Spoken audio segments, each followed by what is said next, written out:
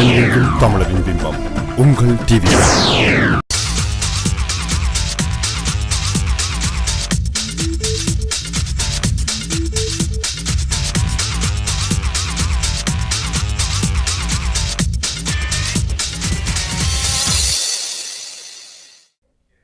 Welcome back to CrossRoads. I'm your host Parthy Kandaval.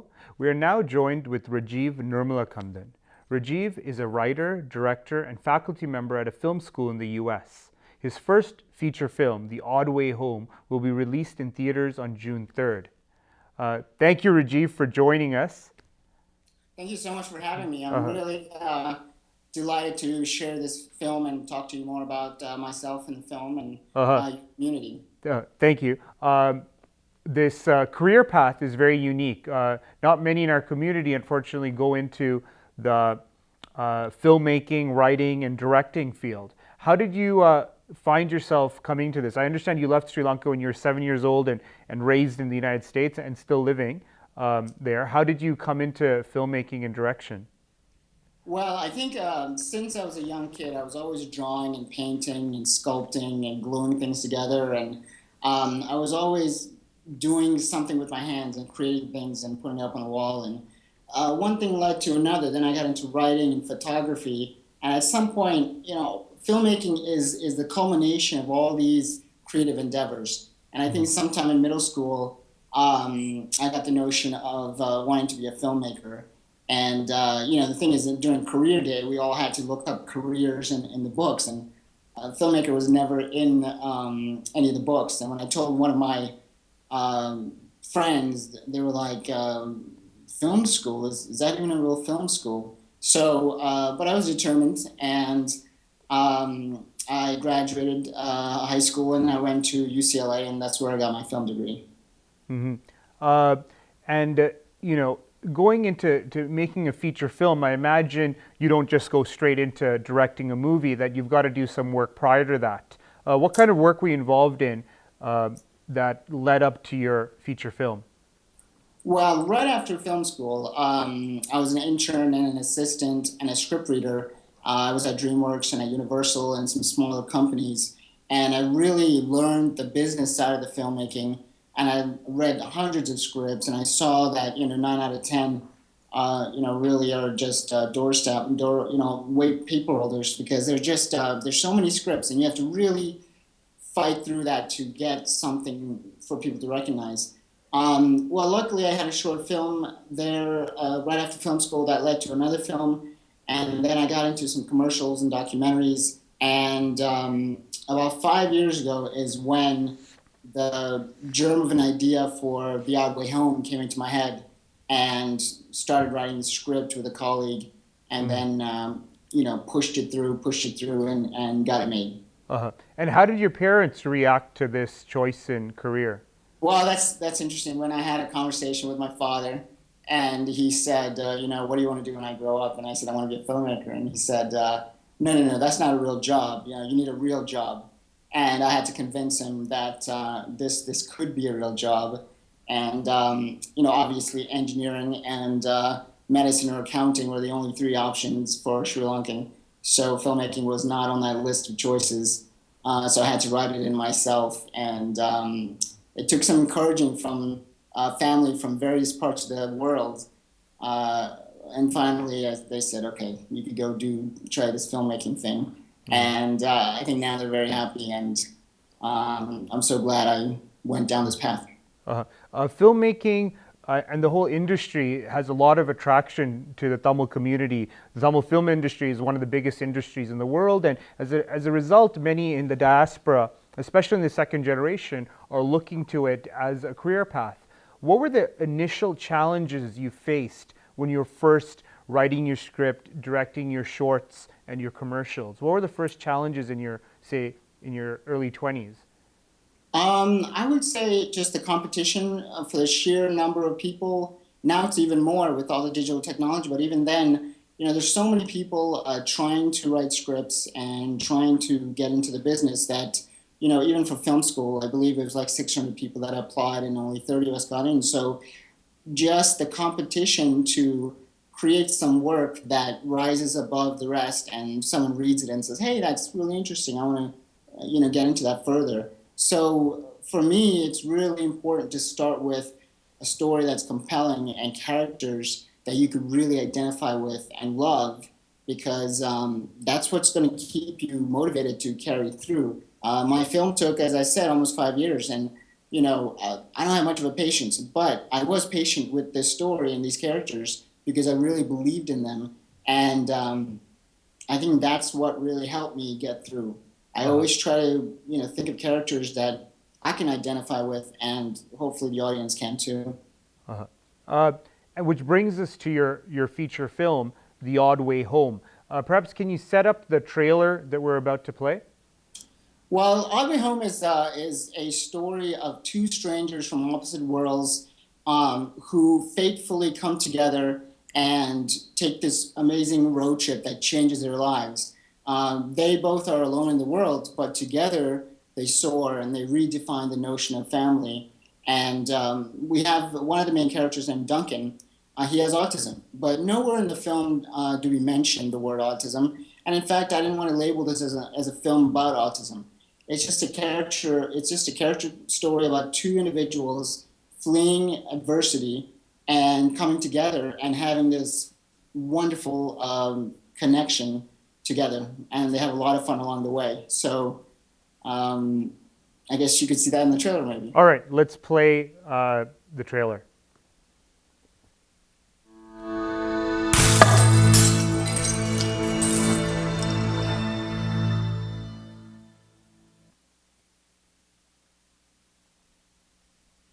Maps tell us nearly everything.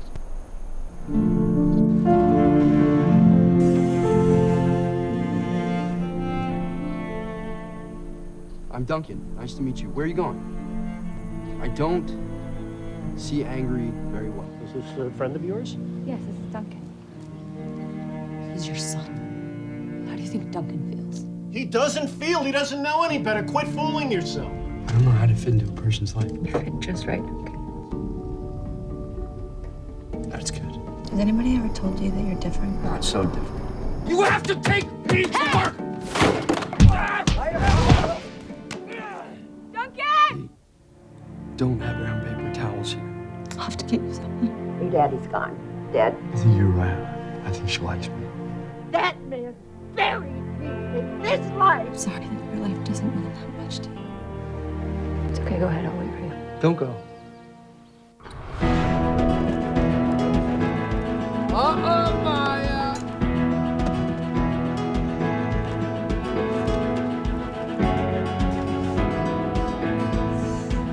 But I have to make a sandwich. Can you please take me back home? Hey, stop the car!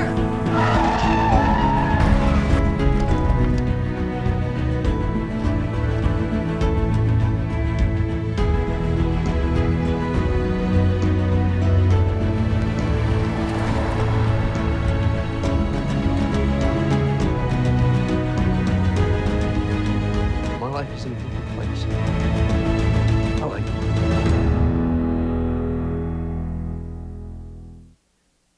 Rajiv, I must say that was an excellently produced trailer and I'm sure a movie as well, and I was very, very attracted by it. The cinematography was terrific. The acting scenes were very special, I thought, and gathering from your summary and the trailer, it seems it's a story of two very different characters who have certain challenges in their life. What inspired this story? What did you draw upon to tell this story? Yeah, so about maybe 6 years ago, I was asked to do a documentary on some families with autism, and at that point, I had no real personal experience. Well, I flew out to Houston, and I met these children and met these family members, and it was really an eye-opening experience, because up until then, I knew of autism as a cartoon character or something I would see in Rain Man. I didn't really see the multi-layered, textured layers of what it means to be autism. Temple Grandin, who is a well-known speaker on autism, said to me, when you meet a person with autism, you met one person with autism. And that's because there's so many different, like I said, layers and tendencies that they have. Well, I did this documentary, and when I came home, it stuck with me. And I wanted to tell a story that had someone with autism in it. Then I took other elements that, I met a lot of women in Los Angeles when I lived there who had come out there, with hopes and dreams, and they just get swept up in the lifestyle and go down the wrong path. And then I love New Mexico where I live. It's beautiful, it's enchanting, and I love road trips. So I was like, all right, let's connect the dots. Let's put all that together and let's come up with a story. And came up with the idea of these two folks meeting, and somehow a road trip was involved. And then I met with my friend and colleague, Jason Ronstadt, and we started hammering out ideas, and the story took shape. And, we worked on it. And it's one of those things where you write a script and you love it. I mean, the writers love it, and you're not really sure how the world is going to take it. And slowly we started sending the script out, and the reaction was amazing. Like, people really loved it. And initially it was friends and family. And we thought, all right, they're lying to us. So now let's give it to other people. And we sent it out to producers and casting directors and folks in the autism community. And they all just unanimously embraced the story and the characters. Mm-hmm. And then we thought, wow, we have something special. So then we began the process of trying to make the movie. Uh-huh. And that's kind of like building Noah's Ark. So it took several years. You mentioned, all the team felt that you have something special. Perhaps you can speak to greater detail about what makes this movie special. I think what makes this movie special is, and I'll tell you from just the experience I've had, we've screened at film festivals, we've had some private screenings, we screened at an autism conference in Boston, and one of the most amazing and touching moments for a filmmaker is to sit in a dark theater with strangers and see how they react when the movie just envelops them. And, people cry, people laugh, and they're silent when the moments are really difficult and tough. And they're completely engrossed in the story and the characters. And afterwards, I've had so many people come up to me and not just say, it's a good movie, but they actually thank me for making the story. And I think what makes it special is because we can all identify with these two folks. I mean, even though he has autism, we all know what it feels like to be alone or isolated or somehow debilitated.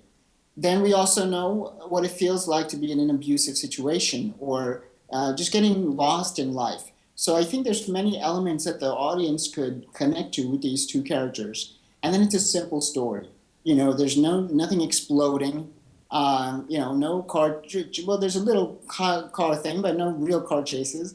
Mm-hmm. So it's about two characters who meet in an odd and strange manner, and they take this fun road trip, and they run into all these quirky circumstances, and slowly their eyes open, mm-hmm. and they bond. And life is about finding family. And these two people, their own families have abandoned them, but together they form this bond of a family that is really touching. And I think that's what really unites people, that we could take these two strangers. Mm-hmm. At the end of the movie, we see that, wow, no matter how different we are, no matter what worlds we come from or what adversities we're dealing with, there's way to find common ground with others and develop an amazing friendship, relationship, or family. And to really bring out that story, you need quality and solid actors. And judging from the trailer, you have that in your two main stars. How did you select them? How did you find them? And how was that process as a director in bringing out that quality acting from your cast? Yeah, so the way we got the actors was, I was in New Mexico and the actors lived in LA. And, we saw several actors for each one of the roles, and there were many good ones. But when you stumble upon the right person, there's something that clicks. And Rumor Willis plays the lead character. And I met her via Skype, just like you. And then I went to LA and I met her in person. And I loved, she had a toughness about her, but she also had a softness about her. She had both, and that's what I really loved, and that's what I wanted in Maya, who in the beginning has this hard shell, and by the end, she's able to come out of that shell and she's reborn.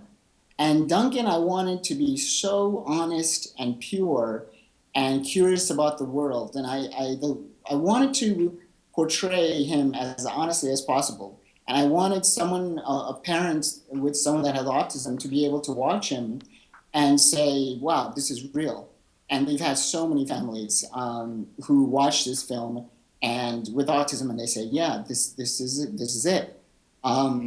So, one of our partners is Autism Today, which is a large autism resource based in Canada. Karen Simmons is the CEO, and she has a child with autism. She just loved the movie. And it's just amazing when I can make this connection with families who have a child like this. And Chris Marquette plays, Duncan.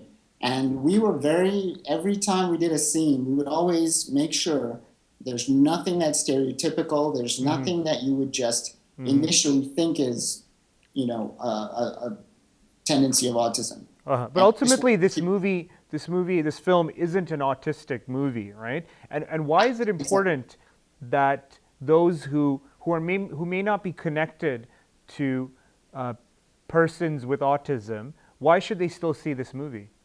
See, that's a great thing. Like, we've screened it in several audiences, just general audiences, and most of those people have no autism connection, and they love it. They laugh because when you watch this movie, you feel like you're going on a road trip with these two people through the beautiful vistas in New Mexico, and you are with them as they encounter all these funny moments.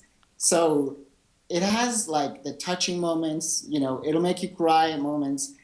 But then the great thing is it'll make you laugh. And, when you watch this, you feel like you're immersed in this road trip and these landscapes. And I think that's why anyone who watches this is going to really connect to it. They'll connect to it and they'll see a whole new layer of autism that they've never known before. Which is wonderful. So I want to entertain people. I want to emotionally touch their heart. And at the same time, if they learn something, it's wonderful. The film is set in the U.S., of course, and made and filmed and produced in the U.S. with a Caucasian cast, I imagine. What is the connection to the Tamil community here in Toronto, Canada, and the world over? Well, I would say I was born in Sri Lanka, and I love the Sri Lankan community, love the Sri Lankan food, and I want to somehow share this movie with the Tamil community and try to make a connection, because I've seen lots of Tamil movies, and there's a few good ones, and this has no songs or fight sequences, but actually there is a song. Yeah, there is a scene where she sings, so yeah, there is a song. But I mainly wanted to connect because I'm Sri Lankan, I'm proud of my culture, and I grew up in a part of the U.S. where there aren't many Sri Lankans. So I feel fortunate now that through you and other connections in Toronto, I would be very proud to share with people that are from Sri Lanka, whether they were born there or born in Toronto. It's going to be exciting to see how they react to the film. Rajiv, when is the film being released and when will it be available? Okay, so the film will be opening in a theater in LA on May 30th. Then June 3rd, it'll be available on iTunes and broadcast VOD. June 10th, it'll be on DVD. And then we are working on the Netflix and the Redbox deals, which will be a few weeks later. So there's many different ways you could watch it. And we just hope, I hope you watch it. I think you'll love it. And I hope you tell your friends about it. One thing is we're a small independent film, so we don't have the giant multi-million marketing budget for billboards and trailers on TV. So a lot of what we have to do to really, I feel like, share this special movie is go through social media, through Facebook, Twitter, all those things. I barely twit or tweet, but I guess tweeting is important for trying to get the word out. And the website, and through all those media, and then word of mouth. Yeah. So that's what we're hoping, that through all those channels we could really spread the word. That's terrific that it's going to be on iTunes and hopefully on Netflix. Rajiv, just to wrap up and as a final question, what are your plans after this? Do you have another film or movie in mind to direct? I have several story ideas that I've worked on. I've had ideas and I've written some scripts, and so they're kind of waiting. But I want to see what happens with Odd Way Home and how it's received to kind of decide what my next step is. So that's kind of where I am. And finally, I just wanted to say what I would love is anyone watching this, if you want to learn more, please go to our website, which is www.theoddwayhome.com. We also have a Facebook page, so please visit our page, like it. You can watch the trailer again, and so that once you are part of our Facebook, we could send you updates and let you know when the movie's coming out, and see photos or scenes and stuff like that. Thank you, Rajiv. Thank you for making time to chat with us here on Crossroads, and we're very much looking forward to the release of your film and your future work. Okay, well, thank you so much, and I was delighted to share this with you. Dear viewers, thank you for tuning into Crossroads and catching our episode today. And also, to all the mothers and expecting mothers, very, very happy Mother's Day to all. We hope you cherish your mother and your grandmothers as well, and all those who are mothers in your family. Our sincerest and deepest wishes from all the staff at TVI. Thank you. Please tune in next week for Crossroads on TVI. I'm your host, Parthi Kandaval, and have a good evening.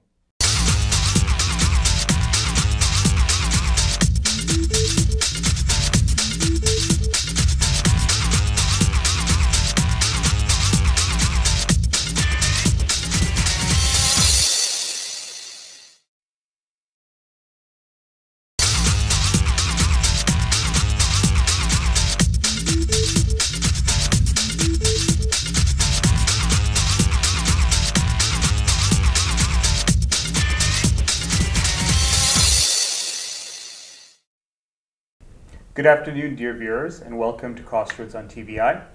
Every year for the last 9 years, with the exception of last year, the University of Toronto has hosted an academic Tamil Studies conference. This conference attracts academics from all over the world to discuss a variety of Tamil-related issues. To discuss this year's conference and to gain a greater understanding of the conference, we're joined with Delani Balasubramaniam and Neeraja Vignaraja. Thank you, ladies, for joining us on Crossroads. The Tamil Studies Conference is something that attracts a lot of, not just but academics, but a lot from a wide variety from the community. And for those watching who may not be familiar, it would be important to provide some sort of background and history. And Neeraja, perhaps you can speak to what prompted the conference and how it came to exist? Sure. So 2006 was the first year of the conference in existence, and it came into existence because we wanted a platform for scholars in the field of Tamil studies to engage with the public that they are studying. And Toronto proved to be an ideal sort of environment for that because of our large diasporic population. And since then, we're going into our eighth year of a conference in existence. And it's evolved and grown a lot since those first few years of so-called academic focus into more of, the focus is growing and expanding to incorporate activists, artists, performers, writers, and many more as need be. You mentioned the first conference in 2006. Perhaps if you could speak to the energy at that time. Obviously, to create something of this scope requires a lot of personnel and energy and people. Can you go into how that came to be and what prompted it and who had started it, and perhaps some context? Sure. So the three, there are a few academic organizers at the time affiliated with University of Toronto and University of Windsor, and they pretty much just got together, had a conversation, and decided, there's this huge realm of studies about Tamil studies, but there's not enough space for people who are in this field to engage and to converse with the youth, the public, the community, and others who might be interested in this topic, and also to bring together from a lot of different nationalities, a lot of different countries. So it's an international conference, really, because we do get presenters from all over the world, and the organizers then got in touch with the youth in Toronto, who assisted in organizing and continuing the existence of the conference. Yeah. Terrific. Dawn, perhaps you can tell us about the details of when it's happening, where, and so on. So this year's conference is happening on Friday, May 16th, this Saturday, 17th, and on the Sunday we're having a performance. So this year's a little bit different from the past conferences because the first day is free and open to everyone to attend, and we're not making it just for academic presenters, but rather for performers, artists, local and international. And that's happening at U of T, but the Scarborough campus. And as per usual, Tamil conferences cover a variety of topics. What are some of perhaps the bigger name or bigger, more, I guess, attractive topics that would, stir either controversy or interest? So our conference theme this year is Kudi Urime, citizenship, belonging in the Tamil world. So it's realities imagined and of the diaspora and in Sri Lanka and in India.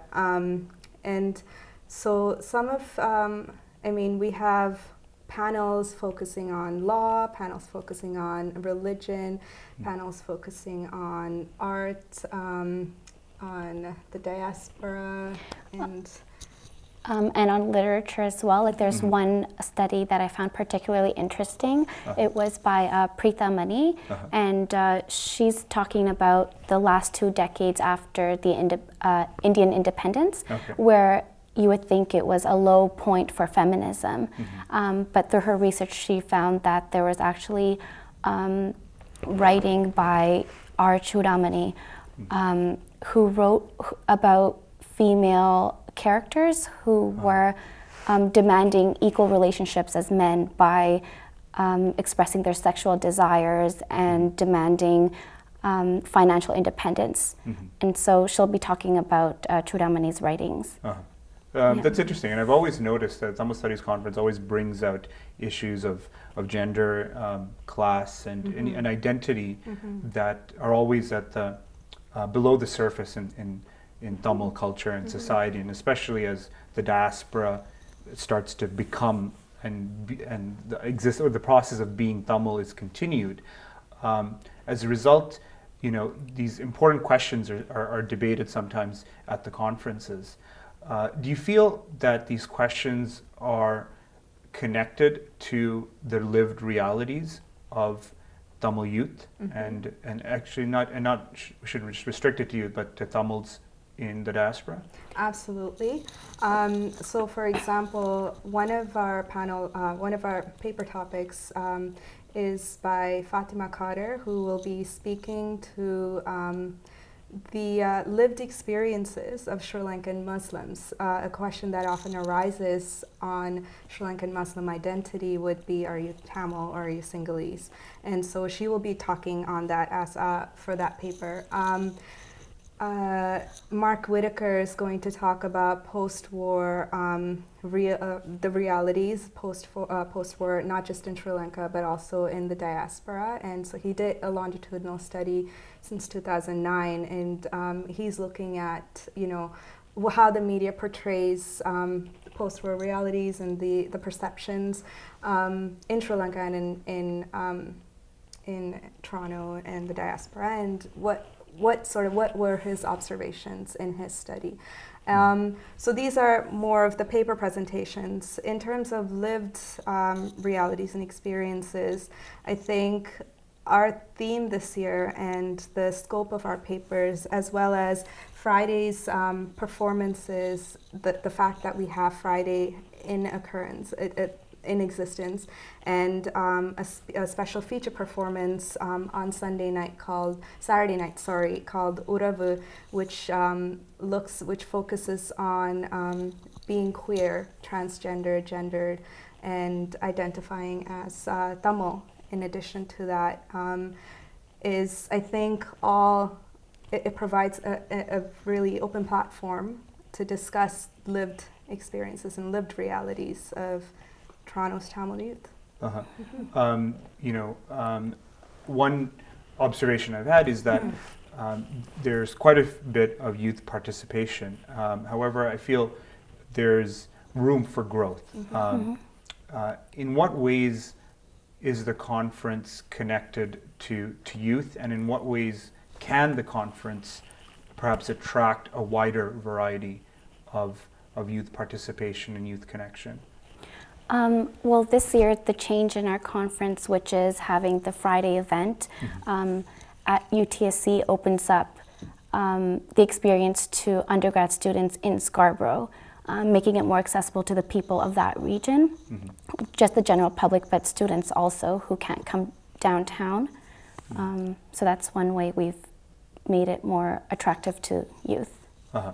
And the fact that we, opened up the platform from what sort of it started off as purely academic to more of discussing these lived realities, as I explained earlier, attracts, I believe, in all honesty, attracts more youth, and it opens up an opportunity for the youth to discuss and have conversations with not just scholars, but artists and activists and lawyers and performers and people from a variety of different fields. What are some of the challenges? In previous years, the Tamil Studies Conference was 2 full days of a series of academic panels, many happening simultaneously. Last year, we didn't see a conference, and this year it's a one-day conference, at least the academic presentations. What are some of the challenges behind those realities? Well, I think the challenges do arise or to connect to the previous question you asked about, well, does this relate to the lived realities, right? And so as the organizing committee, that question and that thought did, spur in our minds as well. And so I suppose in talking about challenges, one could say that, is the conference really addressing the lived realities of the diaspora and individuals who may identify themselves as Tamil or who study Tamil studies. And so I think that's one of the reasons why we took a break last year to discuss this, to formulate a better understanding of how we should move forward and what we can do to the conference in order to incorporate these concerns and, I guess, challenges, as you may put it. The theme this year is being Tamil, or sorry, if you can clarify the theme. The theme this year is Kudiyurimai, so citizenship and belonging and identity in the Tamil world. Is identity, citizenship, and belonging, can it only be constructed through an academic lens? No. Or in terms of our understanding of it? No, not at all. I'm an artist, and most of my work has to do with what does it mean to be Tamil and what is Tamil culture, and so through my artistic lens, I'm still able to answer those questions, or at least ask them. And at our Friday event, we have one of our art installations actually addresses that question. And I'm really glad you asked that question, because in addition to Friday's shows and the event on Friday, the show that we're hosting on Saturday night and then again Sunday afternoon speaks to just that, right? We have 3 international artists who will be performing Bharatanatyam, spoken word, contemporary dance, and stand-up comedy. So they have multiple identities, and they see themselves as Tamil, but also as queer and transgendered and gendered. And so, it's not just a form of explaining and creating these identities as a scholar or as an academic, but as a performer, artist, or activist, or writer, or whatever. Oftentimes, in panels that have a political focus, there's an expectation amongst some activists who attend and who present as well to have a question of what then, that there's an expectation that academia has a responsibility to activism, and specifically on the Tamil question in Sri Lanka and the ongoing problems. How do you resolve that? How do you reconcile that question as organizers and as attendees as well?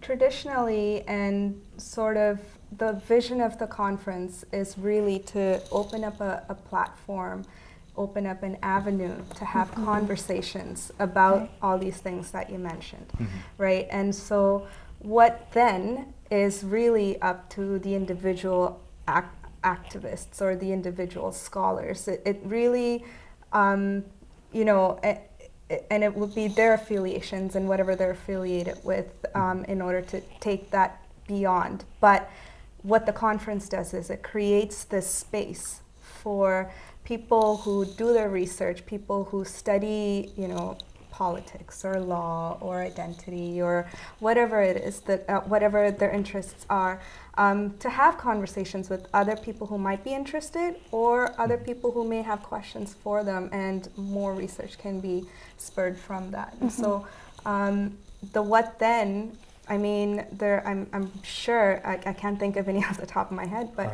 I'm sure there are many stories of what thens that have occurred in the past as a result of conversations that may have occurred in the conference platform. And what are your thoughts on expanding the conference to include perhaps increasing the frequency, having it biannually or twice a year, or incorporating different avenues and different organizations?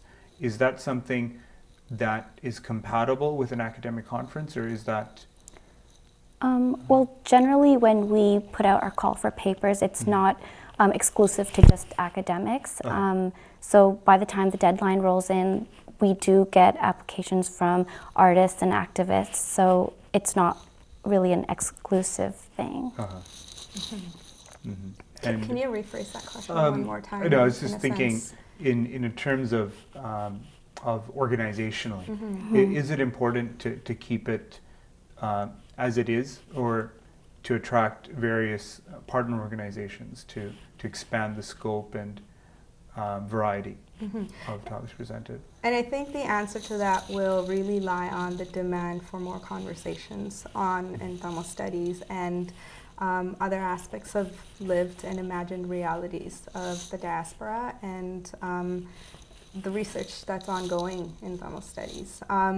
And, you know, of course, the conference has played a significant role in having these conversations and providing a space to have these conversations amongst individuals. And anything is possible in the future, but that goes to say that you also want to make sure that we also keep in mind what really is the space that the conference is being created for, and what is sort of how can that help future conversations on themes that might relate to Tamil studies and Tamil individuals. Delaney, you're a university student, correct? I graduated just recently. Yeah. Graduated. Okay. To the university and college students, and even high school students watching, what can you say to them of why this conference is, say, just as important as you know, the highly attended dance competitions or singing competitions we have in our community? Why is this just as important? Well, you know, entertainment and art is, you know, an integral part of our life, but we have a lot of questions that relate to who we are and where we come from and where we're going. And, you know, as a third culture kid, you know, my parents were born in one country, I was born in another, and now we're living in Canada. the Tamil Studies Conference is where I sort of bring it all together. And it's not that I'm going to get answers here, but I get to ask them. And, not just in an academic perspective where, I have to read through like 50 pages of somebody's research, but just look at somebody's artwork and see that like somebody else is going through the same thing that I'm going through. It's a place to relate. Beyond just the academic component and the knowledge and the critical discussions that take place, what are the other benefits for a university student or college student that they may gain from attendance? Well, I was in university when I first started volunteering for the conference, and one of the things that I benefited from was the interaction that I had with the scholars, but also to gain an understanding of what one can do in the academic field, not just it does not necessarily have to be Tamil studies, but it could be just in general, okay, this is an academic life, or this is what you can do. And if somebody's interested in research, or if somebody is interested in academia, it does not have to relate to necessarily Tamil studies or anthropology or religion. It could be anything. It could be science, philosophy, it could be chemistry. But to interact and to have those sort of conversations with individuals who share similar interests in research and academia, there's a great opportunity. And it's not just talking about academics as well. There's lawyers that come. There are business people, so there's entrepreneurs. A great opportunity for networking. For networking, exactly. Thank you. Yeah, in short. And in terms of the breakdown, so someone watching who may have not attended before, what is the actual breakdown in terms of what can they see in terms of length of presentation? Is there an opportunity for Q&A? So the first one, we don't have the panel discussions on the first day. We have some performances from the local and international artists. The conference with the session and the Q&A all happens on Saturday, and it's a full day discussion. That's right. So each panel will last an hour and a half, and there will be 3 or 4 papers presented during each panel. At the end of the presentation, individuals have an opportunity to ask questions directly to those papers that are presented. But there are break times, there's lunch time for individuals to converse with and interact with other attendees, scholars, presenters, and such. Okay. So what they can see when they come to the conference this year especially is we're having an art installation as well called Mass Arrival on Saturday, and that relates to the refugees that came in to Vancouver and the whole media,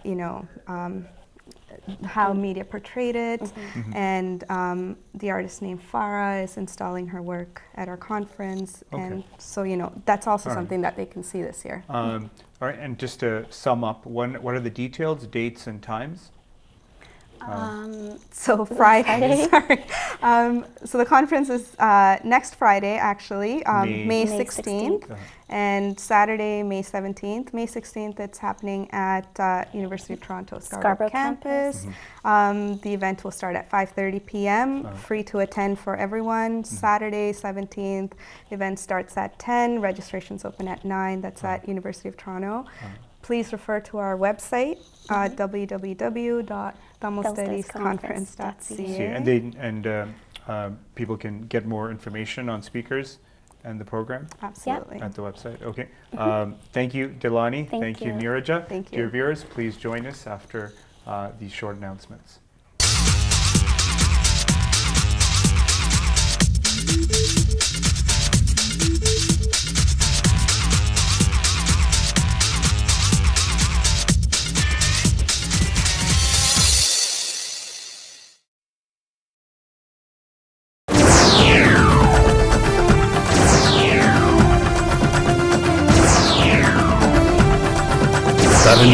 தமிழரின் பிம்பம் உங்கள் TV.